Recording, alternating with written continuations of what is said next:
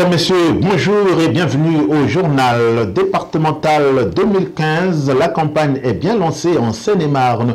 Nous ferons un gros plan sur le canton de Savigny-le-Temple avec la présentation des forces en présence. Saint-Valentin, ode à l'amour, astuce, petit secret pour dire le sentiment du cœur et renouveler sa flamme. Jean-Jacques Jarel-Sika s'est penché sur la question. C'est le dossier de ce journal. Le Mets-sur-Seine, l'allée de la gare garderait-elle encore toute sa dangerosité la nuit en dépit de la rénovation du quartier? Notre équipe est allée enquêter pour démêler le vrai du faux. Rude concurrence dans la vente des produits dits exotiques entre tenanciers des boutiques d'origine africaine ou asiatique. Désormais, on est passé à la guerre des prix et les Africains semblent désarmés. Enfin, sport, retour des héros de la CAN 2015 à Abidjan ou à Kinshasa. L'accueil a été à la hauteur des performances réalisées. Voilà pour les grandes articulations de ce journal. Ouvrons donc ce journal par les départementales et les choses s'affinent dans les différents états-majors politiques dont le canton de Savigny-le-Temple, UDI et UMP se donnent la main. Ainsi, Franck Vernin et Cathy Bussonnier conduiront la liste. Eric Talani-Mbala et Joseph Pouloulou s'y sont penchés. C'est officiel, la droite et le centre droit partiront unis aux élections départementales qui auront lieu au mois de mars prochain. L'UMP et l'UDI ont trouvé un accord et ont investi des binômes de candidats dans les 23 nouveaux cantons de Seine-et-Marne. Sur le canton de Savigny, le maire du Mets-sur-Seine, Franck Vernin UDI, est en binôme avec Cathy Bussonnier UMP. L'annonce a été faite vendredi dernier lors d'un point de presse animé par Franck Vernin à la maison Fennaise au Mets-sur-Seine. Un événement qui pour nous est d'importance, j'espère que pour vous également, c'est le lancement d'une campagne électorale. On en sort des municipales, on recommence, on remet le couvert pour d'autres échéances, et c'est bien de vous avoir à nos côtés pour ce lancement. Ce territoire a toute sa pertinence et il nous semble qu'il doit être porté par des élus qui ont un projet et une vision, en tout cas, du développement et du bien-vivre au sein de ce territoire. Leur priorité pour la Seine-et-Marne gravite, selon Franck Vernin, autour de 3 missions essentielles. L'emploi, la sécurité, l'aide sociale. Comme de bien entendu, en ces temps de réforme, mais surtout en ces temps difficiles pour la gauche, Parti socialiste en tête, une loi de février 2014 a révisité le scrutin. Première nouveauté, le canton du Mets n'existe plus en tant que tel. Il devient le canton de Savigny-le-Temple, fief socialiste, ce qui devrait en principe faciliter la réélection du conseil général sortant. Deuxième nouveauté, ce n'est pas un conseil général qui sera élu avec un suppléant, mais 2 titulaires et 2 suppléants au total. Ce sont 46 conseillers départementaux au lieu de 43 antérieurement qui siégeront à l'hôtel du département. Une réforme cohérente puisque, contrairement au dire des élites de gauche, le nombre des élus va augmenter. Le choc de simplification, sans doute. Les choses semblent se présenter sous de meilleurs auspices à droite. La campagne s'annonce par contre des plus difficiles pour la gauche qui part en rang dispersé. C'est Vincent Eblé qui conduira la liste PS en Seine-et-Marne.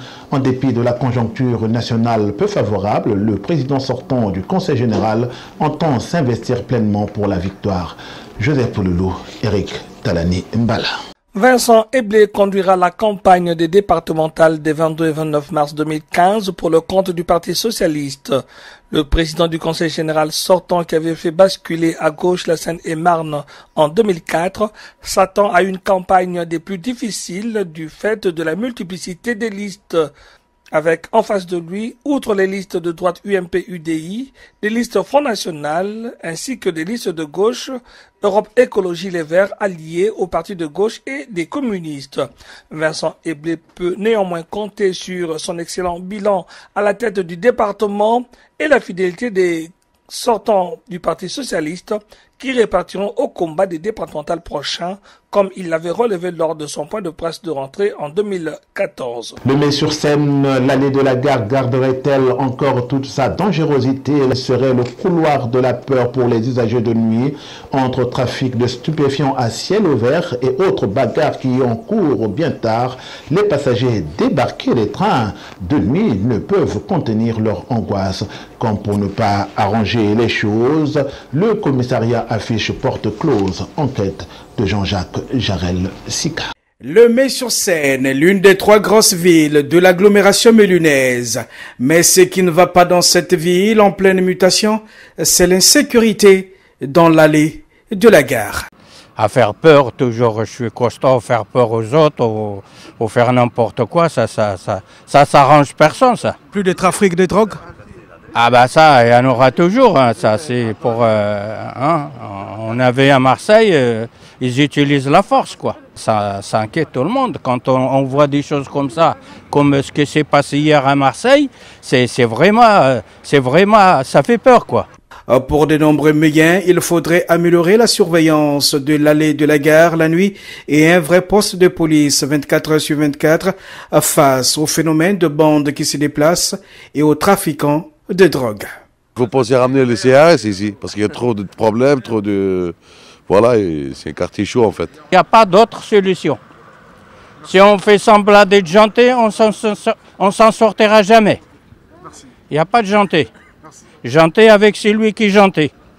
Il n'y a rien à faire, il faut soit taper direct sur la tête pour que la personne tombe raide mort, ou bien il devient gogol, sinon on s'en sortira jamais. Le Mai, une ville agréable à vivre, privilégiant la mixité sociale, malgré les problèmes d'aujourd'hui communs à beaucoup de villes françaises, la présence des commissariats de police à un jeu de pierre du quartier de la gare pourra renforcer à coup sûr la sécurité des médias. Rude concurrence que celle à laquelle se livrent les commerçants des produits dits exotiques entre tenanciers de boutiques d'origine africaine, pakistanaise ou chinoise. La guerre des prix offre l'avantage à celui qui déprécie le plus. Loyal ou déloyal, cette concurrence tourne à une véritable foire d'empoigne. Eric Talanimbala, Jean-Jacques Jarel-Sika. Les produits exotiques en provenance du continent africain sont à la peine sur les marchés de l'agglomération Mélévat-de-Seine. C'est difficile en ce moment avec l'économique et tout ça.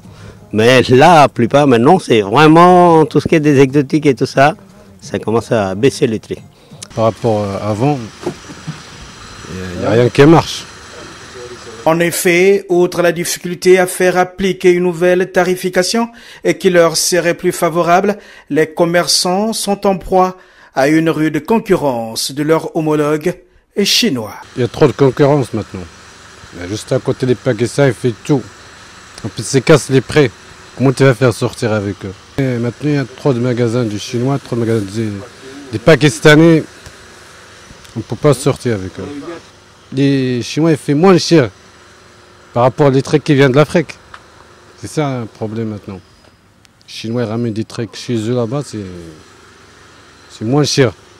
Mais il n'y a pas de goût. C'est avec beaucoup de concurrence et tout, avec l'économie, il n'y a pas de l'argent. C'est compliqué quand même. Ça, le petit commerce et tout ça, bientôt, bon, ça c'est sûr. Alors que la crise et la baisse du pouvoir d'achat sont au centre des préoccupations de nombreux Français, les consommateurs intéressés par consommer moins cher en ces temps de crise, les boutiques exotiques tenues par les Africains ou Pakistanais ne les attirent plus autant qu'avant. On aimerait consommer de plus en plus, mais que ce soit accessible.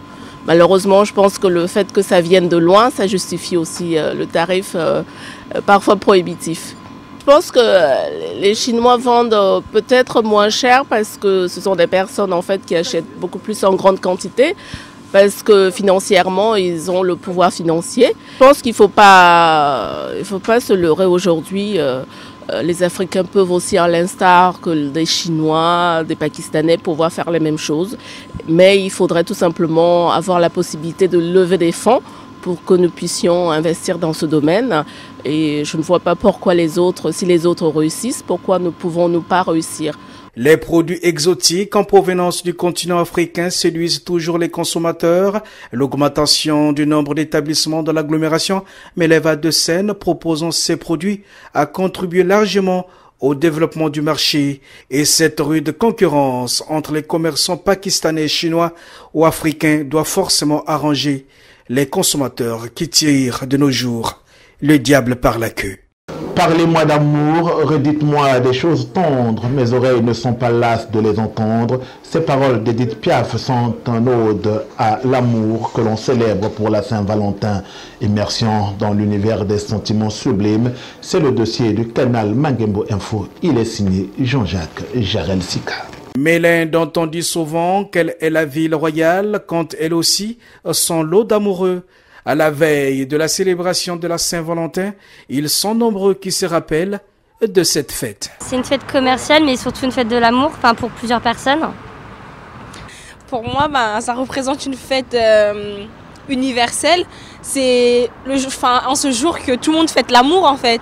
C'est vraiment l'amour, la fête de l'amour des couples, du bonheur, quoi. Créer la surprise en proposant un tête-à-tête amoureux au cinéma, à la maison ou au restaurant et inviter le glamour et la malice à sa table. Nombreux ont des idées plein le cœur. Je vais essayer de faire un effort pour fêter avec mon mari. Il y a une soirée qui est prévue à Lieu Saint. J'espère que j'irai. S'il n'y a pas besoin d'une journée particulière pour prouver à la personne que vous aimez, lui offrir un cadeau, quoi. Échanger des mots doux et des cadeaux comme preuve d'amour, ainsi que des roses rouges et qui sont l'emblème de la passion, ils sont aussi nombreux qui ne vont pas profiter de cette fête des amoureux. Moi je pars en voyage scolaire, donc ce sera avec mes copines, entre célibataires, parce qu'on est toutes célibataires. Je suis en formation, donc du coup je suis pas prêt pour ça. J'ai tellement trop de choses dans ma tête, donc je suis pas prêt pour ça. Un cadeau pour votre Valentin ou votre Valentine, c'est d'abord une bonne idée. Faire plaisir à votre partenaire de vie le 14 février est un challenge que les fleuristes de la ville-préfecture sont prêts à relever. Ici, le temps est mis à profit, l'actualité oblige pour préparer des roses rouges pour le grand plaisir de ceux qui vont célébrer Cupidon, le dieu de l'amour. Là, on prépare sérieusement la Saint-Valentin. Arrivage de 3000 roses. Faut tout préparer, nettoyer, mettre à l'eau pour que ce soit prêt pour le jour J. Enfin, la Saint-Valentin partout dans le monde, en France et en Seine-et-Marne, c'est le 14 février de chaque année, mais il n'y a pas de jour pour célébrer l'amour, car l'amour n'attend pas. Sport, retour triomphal pour les héros de Bata. La Côte d'Ivoire, emmenée par Alassane Dramane Ouattara, son président, a accueilli les éléphants vainqueurs de la 30e Coupe d'Afrique des Nations de football, dont la ferveur nationale. Tour de ville, présentation de la coupe, décoration des joueurs qui, dans la foulée, sont couverts de cadeaux, sans compter que chacun d'eux reçoit une prime de 90 000 €. 23 ans que la Côte d'Ivoire courait après un deuxième sacre continental au terme d'un match nul, 0 but partout après 120 minutes, 120 car il a fallu jouer les prolongations. C'est au tir au but que Ghanéens et Ivoiriens se sont départagés.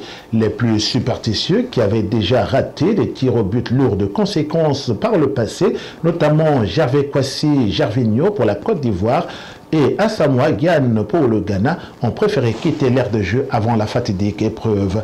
Épreuve des tirs au but, suspense, bien entretenu en émotion, au terme d'une course-poursuite riche en rebondissements, jusqu'à ce qu'arrive le tour des deux gardiens de but. Quand Barry Kopa repousse le tir du gardien ghanéen, c'est toute la Côte d'Ivoire qui exulte, mais aussi retient son souffle. Le mal-aimé, qui aurait dû ne pas jouer cette rencontre, va-t-il enfin en devenir le héros? L'homme s'élance, tire et marque. Du bout de son soulier, Kopa Barry place la Côte d'Ivoire sur le toit de l'Afrique du football. C'est la liesse en Côte d'Ivoire. Même le président Ouattara ne peut contenir sa joie pour cette victoire pour laquelle la Côte d'Ivoire retrouve des couleurs. Scène de joie à Abidjan.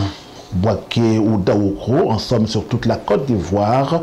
Scène de joie à Kinshasa où les populations ont réservé un accueil digne des vainqueurs à l'équipe des Léopards. L'IS populaire en communion avec une équipe qui a fait honneur à la RDC en se plaçant 3e après sa victoire au tir au but lors de la petite finale aux dépens du pays organisateur, la Guinée équatoriale. Les Léopards sont rentrés au pays qui Diaba, leur capitaine de gardien, goûte davantage à la célébrité à travers sa danse dite des fesses qui a fait le tour du monde. La 30e Coupe d'Afrique des Nations de football fera date surtout de cette victoire sur le Congo-Brazzaville qui du côté de Kinshasa a fait du bien sur le moral des populations qui par-delà le sport y ont vu un affront de la vie. Voilà, c'est par le sport que nous refermons cette édition. Merci de votre bien aimable attention et surtout de nous rester fidèles. Je vous retrouve en une prochaine occasion. Au revoir et à très bientôt.